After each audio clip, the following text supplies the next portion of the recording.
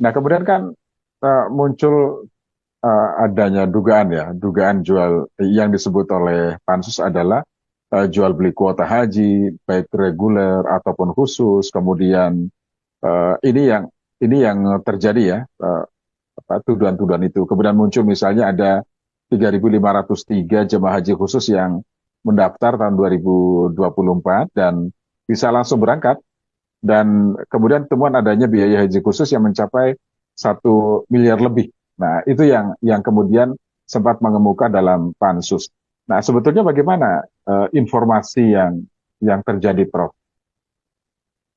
Ya baik, terima kasih. Jadi nanti perlu dicek lagi ya, siapa sih yang bayar 1 miliar untuk haji, ya ada berapa orang gitu ya.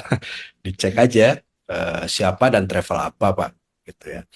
Eh, itu ya. Mungkin ada artis, saya nggak tahu pakai visa apa ya, yang ramai kemudian di medsos ya, bayarnya berapa ya, 1 M lah gitu kan. Rombongan sekian miliar gitu berangkat dengan jamaahnya. Ya, tapi ini yang harus diklarifikasi ya, 1 miliar itu untuk apa? Ya, ada orang bayar 500 juta, ada yang 300 juta.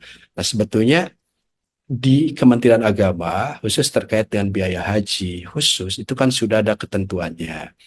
Batas dasarnya kan pada saat mendaftar jamaah haji khusus itu harus store uang 4.000 dolar. Itu Pak ya. Kemudian pada saat pelunasan itu nambah lagi 4.000 dolar. Jadi 8.000 dolar Amerika ya. Nah, kemudian untuk layanannya itu memang sesuai dengan paket-paket yang disediakan. Di Saudinya sendiri itu sudah ada paketnya, Pak.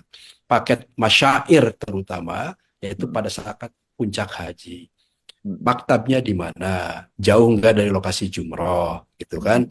Ada maktab 111, 113, 115, terus gitu ya. Semakin jauh, itu harganya beda, Pak.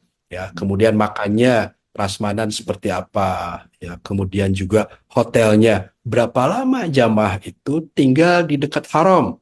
Umpamanya di masjidnya, di hotel-hotel di dekat Zam-Zam Tower. Apakah selama full musim haji 2 minggu umpamanya tinggal di situ atau hanya beberapa hari tinggal di situ kemudian Ya. pindah kan gitu? Atau juga di Madinahnya tinggal di hotel bintang berapa? Nah sebetulnya poin saya adalah masalah harga biaya itu kan tergantung pada kesepakatan antara jamaah dan eh, Penyelenggara apa haji dan khusus juga ininya ya, haji bentuk-bentuk khususnya. layanan yang mereka dapatkan kan, Betul. layanannya seperti apa sih? Ada yang cerita ke saya, wah kita dikawal terus Pak Dirjen katanya. Oleh travelnya kemana-mana Iya, terus dikawal, dibina dan mereka puas. Saya nggak nanya iya, harga juga gitu kan, itu harga harga itu urusan mereka gitu ya. iya. Nah, tapi memang kalau misalnya ada yang menyediakan harga semacam itu dan tidak rasional, ya mungkin jangan diikuti saja Pak, gitu kan. Nah, apalagi sampai 1 miliar gitu ya. Nah, itu Iya. apa sih, berangkatnya naik private jet atau apa? Kan ini juga bisa berhitung lah, Pak. Iya, Orang iya. bisa. Nah, tapi memang range ya banyak harga yang antara 250, 300, ada juga yang lebih. Itu di haji khusus mungkin juga paket-paket yang disediakan seperti itu. Nah, itu Ya. yang kait dengan biaya. Jadi Kementerian Agama itu lebih kepada referensi biayanya, Pak. Nah, layanan tambahan itu ditentukan oleh penyedia layanan dari dalam negeri maupun mitranya di Saudi.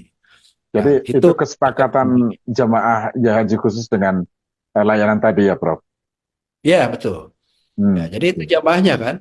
Iya, iya. Ada yang komplain ya, mungkin ada kan. Ini juga kan kami melakukan evaluasi, Pak. Kami melakukan pengawasan terhadap layanan yang diberikan Iya. jamaah dilakukan travel kan. Kalau ada jamaah komplain gitu, bayar sekian kok seperti ini dan kita juga terus melakukan Iya. koordinasi, ya melakukan pengawasan, memperingatkan dan juga memediasi gitu ya untuk kasus-kasus tertentu ketika jamaah bayar mahal tidak puas kan gitu. Iya. Ya, tapi dia intinya Kementerian Agama tidak dalam posisi memperjualkan kuota, Pak. dan uangnya juga tidak ada yang masuk kepada kementerian. Ketika pelunasan kan uangnya ke BPKH, Pak. Gitu. Jadi seperti itu. Nah,